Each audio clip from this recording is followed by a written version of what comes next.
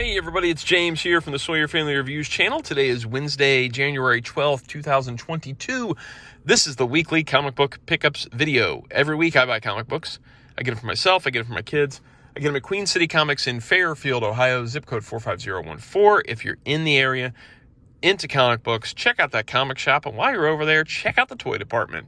Let's jump in. There's one old, two new, and a trade in here. So let's find out what those things are. First up is the old. This came out last week. Blaze didn't have any books this week, so if you remember last week's video, I got him Hellboy, The Bones of Giants number 2, because number 3 had come in last week. Now we've got number 3, so when number 4 comes out, hopefully I'll get it on the week it actually comes out. This is $3.99. We've got your creatives here, Mike Mignola, Christopher Golden, Matt Smith. This is based on a novel. Bones of Giants was a Hellboy novel that has now been turned into a comic book. I know I just talked about this last week, but there you go. Based on the novel by Mike Mignola and Christopher Golden. I read this novel. It was quite good, so I'm figuring that Blaze would dig this comic, and it looks cool. The art has sort of a Mignola type vibe. Like, that's kind of Mignola.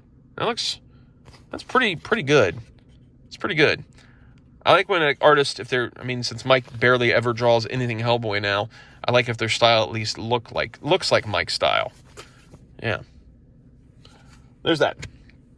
New this week, we've got XMen Legends number 10. This is for Keats. There's your creatives. That's why I grabbed this. Fabian Nicieza and Dan Jurgens.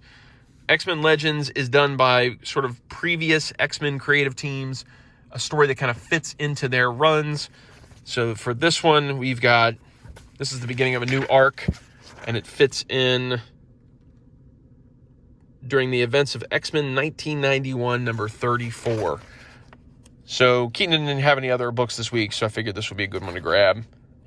Hopefully it's just to be able to pick it up, read it, enjoy it. It's Mr. Sinister. It's got cool art. It's got some X-Men's. So there we go. Next up, for Gracie, we've got Batman and Scooby-Doo Mysteries. This issue, Shaggy Man meets Shaggy Man. That's pretty great. That's pretty clever. This is one of our favorite books to pick up. This is issue 10 of 12, $2.99. It just crosses over Batman with Scooby-Doo, and it works. It's a quite enjoyable book. If I can get this page to turn right. There we go. Hopefully I'll be able to find... And here I was trying to get the creative team. And, of course, it's not on the first couple pages. It's not on those pages either. Jumping Jiminy. Oh, man. We've got another special sneak peek. Another special sneak peek that uses up pages of the book. Why not? Here's your special sneak peek in Amethyst that, whether you wanted it or not, you're getting it. You're going to get this. This is part of your book. I'm not a fan of that. I've said it about 1,000 times now. I'm not a fan of that.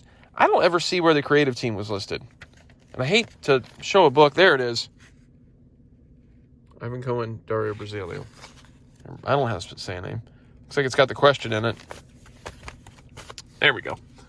So that's all the new books. And then I grabbed off the shelves of my house Turtles Adventures, Volume 2 from IDW. This is reprinting the old Archie Teenage Mutant Ninja Turtles Adventures books. Now, why did I grab Volume 2 instead of Volume 1? Because at the beginning of the Ninja Turtles Adventures book, it was basically just adapting episodes of the cartoon.